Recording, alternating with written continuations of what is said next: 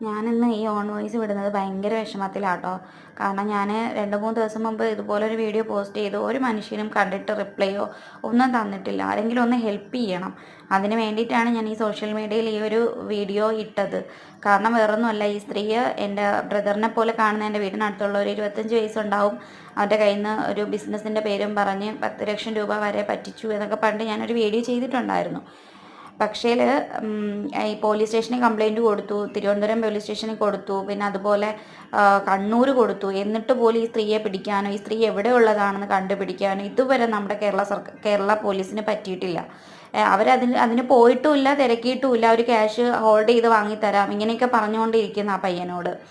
അതിനുപരി അവനൊരു ആൺകുട്ടി ആയതുകൊണ്ടായിരിക്കും അവരിങ്ങനെ പറഞ്ഞുകൊണ്ടേയിരിക്കുന്നത്. അവൻ പോലീസ് സ്റ്റേഷനിൽ പോവാത്ത ദിവസങ്ങളോ ഒന്നുമില്ല.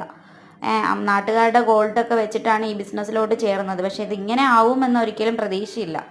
അപ്പോൾ ദൈവത്തെ ഓർത്ത് എൻ്റെ ഈ വീഡിയോ കാണുന്ന ആരെങ്കിലുമൊക്കെ ഉണ്ടെങ്കിൽ ഇതൊന്ന് ഷെയറും ചെയ്യണം.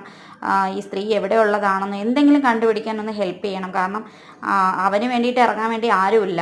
നാട്ടിലുള്ളവരെ എല്ലാവരെയും ഗോൾഡാണ് വെച്ചിരിക്കുന്നത്. അപ്പോൾ എല്ലാവർക്കും അവൻ്റെ അടുത്തൊരു ദേഷ്യവും, കാരണം അവരൊരു ആത്മഹത്യയുടെ വക്കിലാണിപ്പോൾ. അത് പറഞ്ഞാൽ എത്രത്തോളം നിങ്ങൾക്ക് മനസ്സിലാവുമെന്ന് എനിക്ക് അറിഞ്ഞുകൂടാ.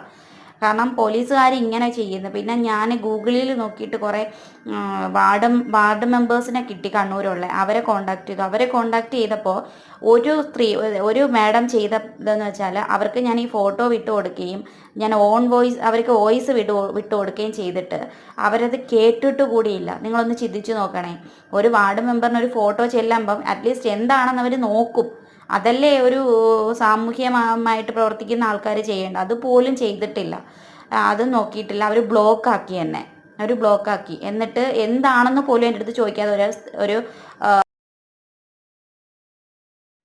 എന്താണെന്ന് പോലും ചോദിക്കാതെ അവർ ബ്ലോക്കാക്കി. പിന്നെ അത് കഴിഞ്ഞിട്ട് വേറൊരു വാർഡ് മെമ്പറിനെ ചോദിച്ചപ്പോൾ നോക്കാം എന്ന് പറഞ്ഞു. ഇതുവരെ ആയിട്ടും ഒരു ഇൻഫർമേഷനും ഈ സ്ത്രീയെക്കുറിച്ച് കിട്ടിയിട്ടില്ല.